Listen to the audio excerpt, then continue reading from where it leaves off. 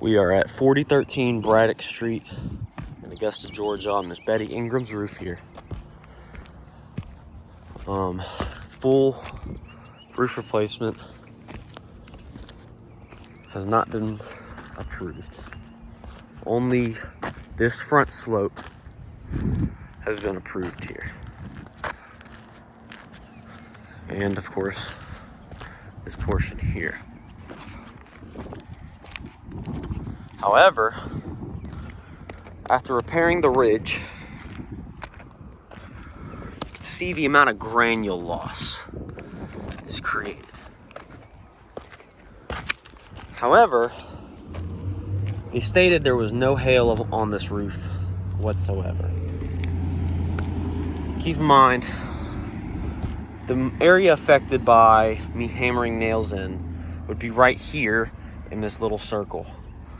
So forget this little circle where you can see granule loss at from tracing the edge of my finger here up to here.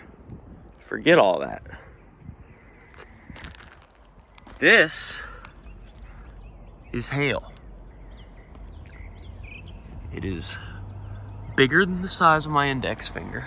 If I touch it, it is soft. This is hail. If I touch it, it's soft. This is hail.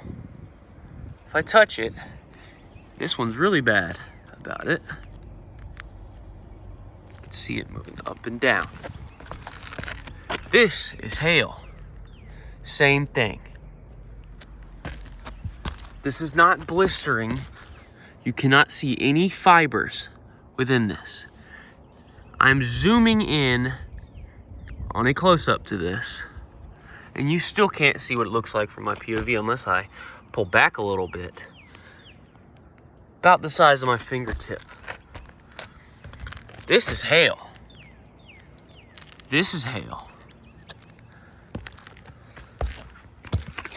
This is hail. This is hail. All of this is hail damage. Let's go to the back. He said there was no collateral damage.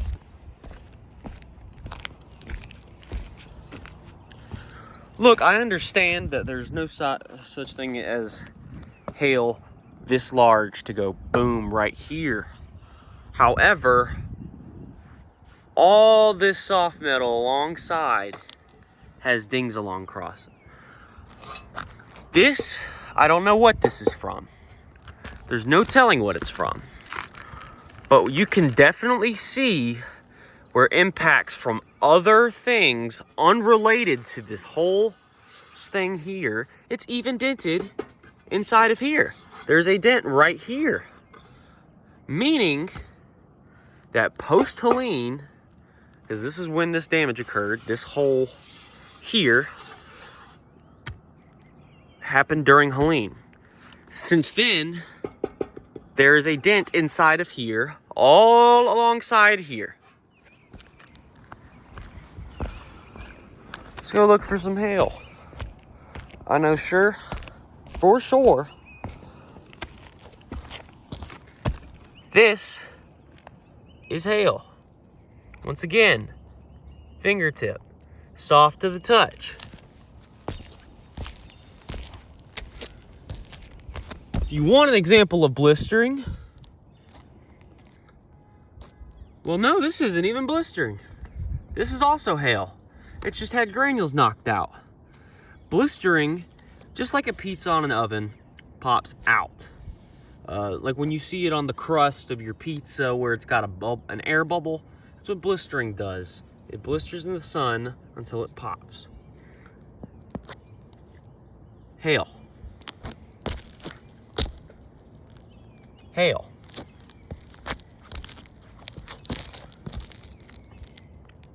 Right here again. Size of my fingertip. Hail. This is an example of blistering. See all these fibers? Now it's flat. but it's not very soft to the touch.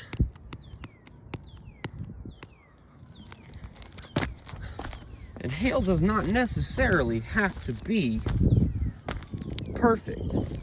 This is a blister. It's large. It's much larger than all the other ones. You can see the fibers in it. If I zoom in, that's what an example of blistering is. This is an impact to the shingle. This is an impact to the shingle. It's again, varying sizes, varying shapes. Hail is not just perfect circles falling from the sky. It's different shaped. It's ice falling from the clouds. And unlike rain, it doesn't just fall everywhere. But this is an example of hail. There are still granules in there. You can't tell when I zoom in. When I zoom out, you can see it. It's hail. This here is hail. This here is hail damage. It's soft. I'm touching the matting. It's going up and down. The matting has been damaged.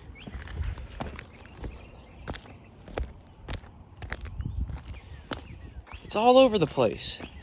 You know, oddly enough, the one spot where I haven't found it is under the tree. Everywhere else from these impacts, all across the roof, and there's some on the front too. This roof isn't so steep to where it can't hit every slope. But look, it's just all over the place. Hail. This is a slope that has already been paid for prior by wind. I did not do this repair attempt, but it is clearly unrepairable. And I want to know, when I send in this hip repair video, how am I supposed to repair this whole front slope and not cause any damage to this slope or damage the underlayment? Yes, you can tuck in underlayment here, but you have to lift it up at more than a 45-degree angle, which is what every insurance company says not to do during a repair attempt. But it's impossible to do a ridge repair or hip repair without bending it up that high. So this slope, which already has hail damage all throughout, is going to be damaged. So you're gonna have to replace this slope too. Same concept with the other side. But once you get to here, exact same problem. Just because the back is not touching the front, it doesn't matter. If it was one of these, we could do it. We could pop these out, put it there. We cannot do that with ridges or hips like this. Hips like this, there are 4 nails in each one of these. You have to pull out.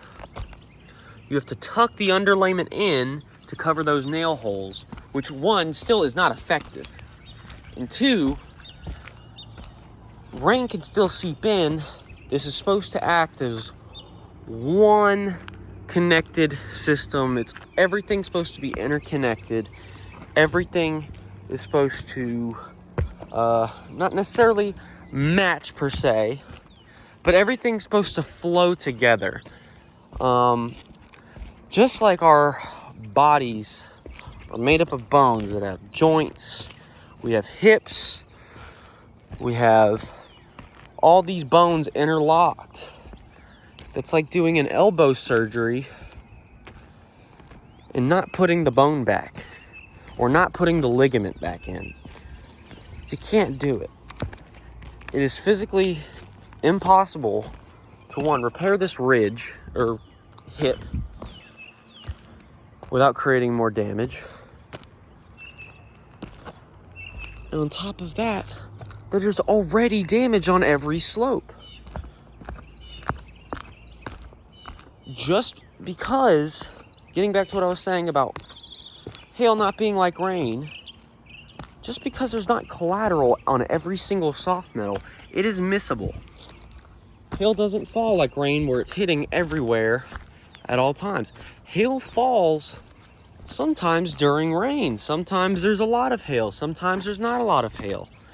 Sometimes hail does fall like rain, but most of the time it doesn't. You guys asked for 7 hail hits per test square. I have evidence of up to 9 and some. On the front, I'm sure I could do more. But even the back slope has been damaged by hail. This soft metal is all the collateral in the world you would need to see. This right here is at the very top of the roof. And look at that. I'm pushing down on it, bouncing right back up.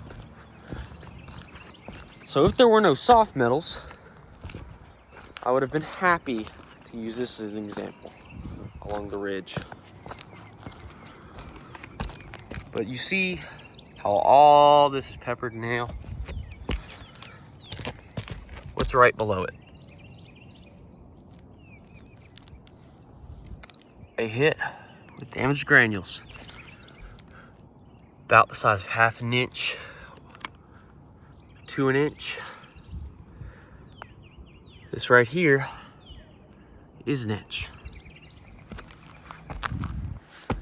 Or maybe 0.75 inches. But still, there is still hail damage up on this roof. Hit right here pretty good. You can tell it was falling at this angle, because if you go to the back side, there's none. So there's damage to the front of this. We can see which direction it came from. It even hit, like I said, right here on top. That's the point I was trying to get across with this video. I'm submitting that hip video in as well. But that's just going to show you all the collateral, all the evidence I have to support that this is indeed hail. Sometimes photos, you can't see the full picture. With the video, you now are familiar with what her roof looks like, roughly the size of it, and everything else. But it just makes no sense to go ahead and put on a front slope on an unrepairable roof. You guys have already said the front slope is unrepairable and that you'll pay to replace these. But what about the nail holes? What about the underlayment? There's a lot of things that are not being taken into consideration here. And as somebody who's been with you guys for a very long time, this homeowner is not very happy with her customer service. She feels she has been screwed 4 times now. She had a claim during Helene. She had a claim from the June 7th storm. She has hail damage. She has wind damage. And you guys are only paying for the wind damage, which, since the adjuster meeting, has only gotten worse along the front. We haven't had another hailstorm, but going back to the point, this is what's supposed to be one interconnected flowing system, and it cannot be done without replacing the full thing.